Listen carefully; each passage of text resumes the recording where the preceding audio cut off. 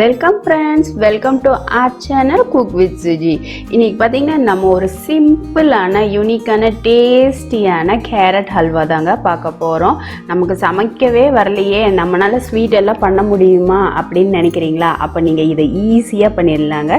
சிம்பிளான இன்க்ரீடியண்ட் வச்சு டேஸ்டியான கேரட் ஹல்வா எப்படி பண்ணுறதுன்னு பார்க்கலாங்க. அதுக்கு முன்னாடி நம்ம சேனலில் நீங்கள் இப்போ தான் புதுசாக பார்க்குறீங்க அப்படின்னா மறக்காமல் நம்ம சேனலை சப்ஸ்கிரைப் பண்ணிக்கோங்க. கூடவே பெல் ஐக்கானோட ஆளுங்கிற ஆப்ஷன் கிளிக் பண்ணிங்க அப்படின்னா மேற்கொண்டு வர வீடியோஸ் டக்குன்னு வந்து உங்களை ரீச் பண்ணுறதுக்கு ஈஸியாக இருக்குங்க. வாங்க இப்போது நம்ம டேஸ்டியான ஹெல்த்தியானன்னு கூட நம்ம சொல்லலாம் இல்லைங்களா? ஏன்னா நம்ம கேரட் யூஸ் பண்ணியிருக்கோம். இந்த ஹெல்த்தியான ஸ்வீட் எப்படி பண்ணுறதுன்னு பார்க்கலாம் வாங்க. இங்கே நம்ம கேரட் பார்த்திங்கன்னா ஒரு கிலோ அளவுக்கு துருவி வச்சுருக்கோங்க. நம்ம கிரேட்டரில் போட்டு துருவி வச்சுருக்கோம். இந்த அளவுக்கு வேணும்னா நீங்கள் பீஸாக கட் பண்ணி யூஸ் பண்ணுறதா இருந்தாலும் பண்ணிக்கலாம், ஒன்றும் பிரச்சனை கிடையாது. ஆனால் நம்ம இன்றைக்கி கிரேட் பண்ணியிருக்கோம். இங்கே வந்து நான் ஒரு ப்ரெஷர் குக்கர் தாங்க எடுத்திருக்கேன். இன்றைக்கி இன்ஸ்டண்ட்டாக டக்குன்னு ஈஸியாக பண்ணிடணுங்கிறதுக்காக நம்ம இப்போ ஒரு குக்கர் எடுத்திருக்கோம். அதில் பார்த்திங்கன்னா நம்ம துருவி வச்சுருக்க இந்த கேரட் 1 கிலோ அளவுக்கான கேரட்டை சேர்த்திடலாங்க. இப்போது இது பார்த்திங்கன்னா நமக்கு ப்ரெஷர் குக் பண்ணும்போது ஈஸியாக சீக்கிரமாகவே குக் பண்ணிவிடும். அதனால தான் நான் சொன்னதை நீங்கள் கட் பண்ணி சேர்க்குறதா இருந்தாலும் சேர்த்திக்கலாம், தப்பு கிடையாதுன்னு. இப்போது இதில் வந்து நான் ஒரு 1/2 லிட்டர் அளவுக்கு மட்டும்தாங்க பால் சேர்க்குறேன். இது பார்த்திங்கன்னா காய்ச்சிய பால் கிடையாது, நார்மலாக காய்ச்சாத பால் தான் சேர்த்திருக்கேன். ஆனால் வந்து நான் வந்து பேக்கெட் பால் யூஸ் பண்ணாமல் நம்ம வீட்டுக்கு வந்து ஊற்றுவாங்க இல்லைங்களா, ஃப்ரெஷ்ஷான பால், அந்த பால் தான் யூஸ் பண்ணியிருக்கேன். இப்போ பார்த்திங்கன்னா இதை லைட்டாக ப்ரெஸ் பண்ணி விட்டுடலாம். அது மூழ்கிற அளவுக்கு இருக்கட்டும். அதுக்காக உங்களுக்கு வேணும்னா இனி ஒரு 1/2 லிட்டர் சேர்க்குறதா இருந்தால் சேர்க்கலாம். ஆனால் 1 கிலோ அளவுக்கான கேரட்டுக்கு பார்த்திங்கன்னா ஃபுல் ஃபேட் மில்க்கு அப்படின்னா நீங்கள் ஒரு 1/2 லிட்டர் சேர்த்தாலே போதுமானது. நீங்கள் நார்மலாக நம்ம பேக்கெட் பால் வாங்குவோம் இல்லைங்களா, அது மாதிரி இருந்ததுன்னா ஃபுல் ஃபேட் மில்காக பார்த்து வாங்கிக்கோங்க. அப்படி இல்லாட்டி நீங்கள் ஒரு 1 லிட்டராக ஊற்றிக்கிட்டிங்கன்னா கரெக்டாக இருக்கும். நம்ம ஃபுல் ஃபேட் மில்க் யூஸ் பண்ணியிருக்கிறதுனால நான் 1/2 லிட்டர் அளவுக்கு எடுத்திருக்கேன். இப்போ இதை லிட் போட்டு க்ளோஸ் பண்ணிவிட்டு ஒரு 3 விசில் போல் விட்டு எடுத்துக்கலாங்க. இது போல் விசில் விட்டு எடுக்கும்போது நமக்கு ஈஸியாக சீக்கிரமாகவே பண்ணிடலாம். நமக்கு டைம் அதிகமாக பிடிக்காது. கெஸ்ட்டு வீட்டுக்கு வந்திருந்தாங்கன்னா அவங்கள உட்கார வச்சு பேச வச்சுட்டே கூட நம்ம இது செஞ்சிடலாம். 3 விசில் வந்ததுக்கப்புறம் இப்போ ஓப்பன் பண்ணி பார்த்தா பாருங்கள், கேரட்டெல்லாம் நல்லாவே குக் ஆகிருக்கு. நம்ம ஊற்றின பால் அப்படியே தான் இருக்குது. இப்போ இதை வந்து லைட்டாக ஒரு ஸ்மாஷரை வச்சு நீங்கள் இது போல் நசுக்கி விட்டுக்கோங்க. நீங்கள் துருவாமல் கட் பண்ணி சேர்க்குறதா இருந்தால் கூட இது போல் ஸ்மாஷரை வச்சு இது போல் நசுக்கி விட்டுக்கோங்க. அப்போ வந்து நமக்கு நல்லா சூப்பராக அந்த ஹல்வா கன்சிஸ்டன்சிக்கு நல்லா கிடைக்கும். அதனால தான் இப்போ வந்து இந்த ஸ்மாஷரை வச்சு நான் லைட்டாக ஸ்மாஷ் பண்ணிக்கிறேங்க. இந்த சேம் டைம் பார்த்திங்கன்னா ஸ்டவ் ஆனில் தான் இருக்குது. நம்ம ஃப்ளேமை வந்து மீடியம் ஹையில் வச்சு தான் நம்ம குக் பண்ணணும். பார்த்திங்கன்னா லைட்டாக ஸ்மாஷ் பண்ணதுக்கப்புறமா இது அப்படியே பாயில் ஆகட்டுங்க. இந்த பால் எல்லாம் பார்த்திங்கன்னா நல்லா சுண்டி வரட்டும். இந்த பால் வந்து ஃபுல் ஃபேட் மில்க்குங்கிறதுனால இந்த பாத்திரத்தோட ஓரத்துல எல்லாம் பார்த்திங்கன்னா நமக்கு அந்த மலாய்னு சொல்லக்கூடிய பால் ஏடு வந்து நின்றுக்கும். அதனால இது போல் கரண்டி வச்சு லைட்டாக இது போல் ஸ்க்ராப் பண்ணி நடுவில் தள்ளி விட்டுட்டு இது போல் குக் பண்ணி எடுத்துக்கோங்க. நல்லா இது போல் மெதுவாக கலந்து விட்டுட்டே இருங்க. ஃப்ளேமை வந்து நீங்கள் ஹைலே கூட வச்சுக்கலாம். இது கொஞ்சம் சுண்டி வந்ததுக்கப்புறம் வந்து கூட நீங்கள் ஃப்ளேமை லோ பண்ணிக்கலாம். இது பார்த்திங்கன்னா எல்லாருமே ஈஸியாக பண்ணக்கூடிய ரெசிபிங்க. எல்லாருக்குமே ரொம்ப பிடிக்கும். ஹெல்த்தின்னு கூட நான் சொன்னேன். ஏன்னா இதில் நம்ம கேரட் தான் சேர்த்திருக்கோம். இதில் பார்த்திங்கன்னா நம்ம அதிகமாக நெய் கூட சேர்க்கலைங்க. முக்கியமாக சொல்லணும்னா நான் இந்த மெத்தடில் பார்த்திங்கன்னா நான் நெய் அதிகமாக சேர்க்கவே கிடையாது. நீங்கள் கொலஸ்ட்ரால்னு கூட நினைக்கவே வேணாம். சப்போஸ் உங்களுக்கு நெய் அதிகமாக வேணும்னா நீங்கள் நெய் அதிகமாக கூட சேர்த்திக்கோங்க, தப்பு கிடையாது. ஆனால் இந்த இதில் பார்த்திங்கன்னா நான் ஒரு 3 ஸ்பூன் அளவுக்கு தாங்க நெய்யை யூஸ் பண்ணியிருக்கேன். இப்போ இந்த பாலெல்லாம் நல்லா சுண்டி வரட்டும். இப்போ பார்த்திங்கன்னா பால் நல்லாவே கம்மியாக இருக்குது. நல்லா கேரட்டும் பார்த்திங்கன்னா நல்லா சாஃப்டாக இருக்குது, நல்லா குக் ஆகிட்டு வருது.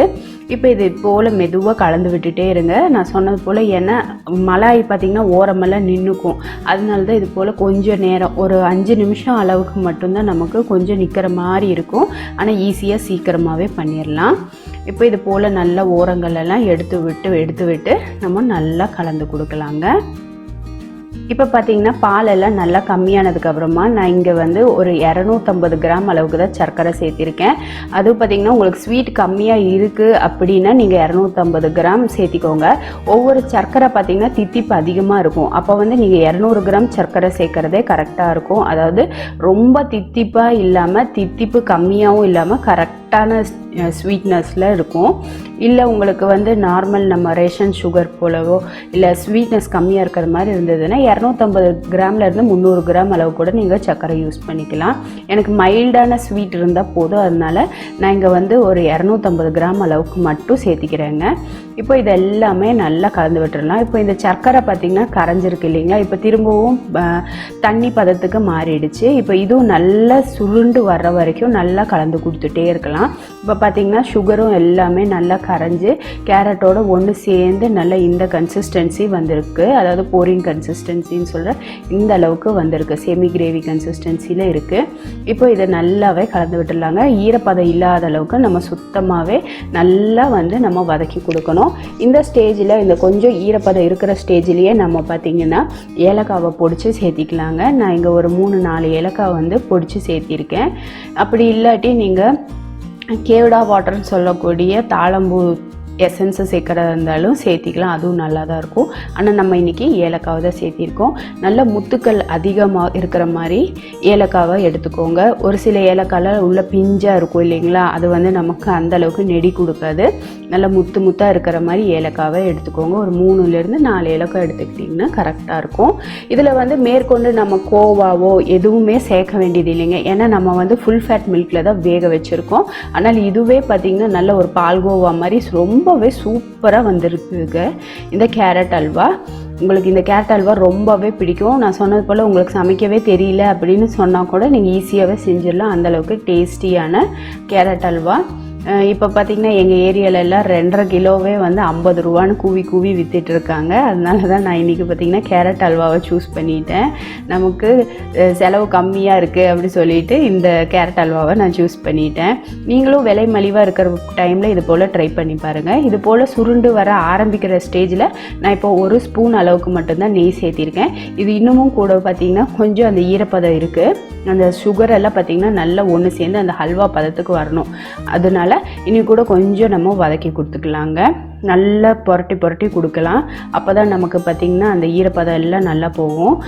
ரொம்ப ஈரப்பதமாக இருந்தது அப்படின்னா உங்களுக்கு 2 நாள் அளவுக்கு கூட வராது. நல்ல ஈரமெல்லாம் போகிற வரைக்கும் நல்ல ஒரு ஹல்வா கன்சிஸ்டன்சிக்கு நம்ம சுருட்டு எடுத்தோன்னா நல்ல ஓரங்கள் எல்லாம் விட்டு வந்து நல்லா சுருண்டு வர ஸ்டேஜில் எடுத்தோன்னா ஒரு 3-4 நாள் வரைக்கும் நீங்கள் வெளியிலேயே கூட வைக்கலாம், கெட்டு போகாது. இப்போ பார்த்திங்கன்னா நமக்கு ஹல்வா ரெடி ஆகிடுச்சு. இப்போ கடைசியாக கொஞ்சமாக திராட்சையும் கொஞ்சமாக வெள்ளரி விதையும் சேர்த்திக்கிறேங்க. இது வந்து ஆப்ஷனல் தான். நீங்கள் வந்து முந்திரி சேர்க்குறதா இருந்தாலும் முந்திரி சேர்த்துக்கலாம், இல்லை வந்து நீங்கள் பிஸ்தா பாதாம் அதெல்லாம் உங்களோட ஆப்ஷன் தாங்க, உங்களோட விருப்பம். இல்லை எதுவுமே வேணாம் அப்படியே சாப்பிட்லாமான்னு கேட்டிங்கன்னா அப்படியே கூட சாப்பிட்லாங்க. ரொம்ப சூப்பராக இருந்துச்சு இந்த கேரட் அல்வா. இப்போ நான் சொன்னது போல் இது பார்த்திங்கன்னா நம்ம ஃபுல் ஃபேட் மில்க் சேர்த்திருக்கிறதுனால சாப்பிட்றதுக்கு ரொம்பவே சூப்பராக இருந்ததுங்க. நமக்கு அந்த பால்கோவா ஃப்ளேவராட்டவே இருக்கும். ஆனால் கேரட் அல்வா ரொம்பவே சூப்பராக வந்துருந்து. கடைசியாக 1 ஸ்பூன் அளவுக்கு மட்டும் இப்போ நம்ம நெய் சேர்த்தி புரட்டி கொடுத்துடலாங்க. அவ்வளோதாங்க, சூப்பரான எம்மியான டேஸ்டியான கேரட் அல்வா ரெடி ஆகிடுச்சு. நான் சொன்னது போல் நீங்கள் இது போல் குக்கரில் விசில் விட்டு எடுத்தீங்க அப்படின்னா நம்ம சீக்கிரமாகவே செய்திடலாம். இதே ஓப்பன் குக் பண்ணுறீங்க அப்படின்னா பண்ணலாம், தப்பு கிடையாது. கொஞ்சம் டைம் கூடுதலாக பிடிக்கும், ஏன்னா கேரட் கொஞ்சம் வேகணும், கொஞ்சம் மசிறி அளவுக்கு வேகணும். பாருங்கள், இங்கே பாருங்கள் நல்லா சுருண்டு வந்திருக்கு, ஈரப்பதம் இல்லாமல் ரெடி ஆகிடுச்சு. அவ்வளோதாங்க, சூப்பரான கேரட் அல்வா. நான் சொன்னது போல் நீங்கள் துருவலை அப்படின்னா பீசஸாக கூட கட் பண்ணிக்கலாம், தப்பு கிடையாது. ஆனால் நீங்கள் மறக்காமல் ஸ்மேஷரை வச்சு ஸ்மேஷ் பண்ணிக்கோங்க. ரெண்டாவது பார்த்திங்கன்னா முடிஞ்ச வரைக்கும் ஃபுல் ஃபேட் மில்காக யூஸ் பண்ணிக்கோங்க. அப்படி என்கிட்ட ஃபுல் ஃபேட் மில்க் இல்லை அப்படின்னு நீங்கள் சொன்னீங்க அப்படின்னா நார்மல் மில்கை சேர்த்திட்டு கடைசியில் வேணால் நீங்கள் பால் பவுடர் இருந்தால் ஒரு 2 ஸ்பூன் போல் தெளித்து விட்டுருங்க. அவ்வளோதாங்க, சூப்பரான டேஸ்டியான கேரட் அல்வா நீங்களும் வீட்டில் இன்ஸ்டண்ட்டாக குயிக்காக செய்து முடிச்சிடலாம். நம்ம செய்த இந்த கேரட் அல்வா ரெசிபி உங்களுக்கு பிடிச்சிருந்தால் லைக் பண்ணுங்கள், ஷேர் பண்ணுங்கள். மறக்காமல் குக் வித் சுஜியை சப்போர்ட் பண்ணுங்கள் ஃப்ரெண்ட்ஸ். பெல் ஐக்கானோட ஆளுங்கிற ஆப்ஷனை கிளிக் பண்ணிங்க அப்படின்னா தான் உங்களுக்கு இது போல் டேஸ்டியான இன்ஸ்டன்ட் ரெசிபீஸ் எல்லாம் உங்களோட மொபைலை ரீச் பண்ணுறதுக்கு ஈஸியாக இருக்கும். இது வரைக்கும் வீடியோவை பொறுமையாக பார்த்ததுக்கு குக் வித் சுஜியிலேருந்து ரொம்ப தேங்க்ஸ். தேங்க்யூ.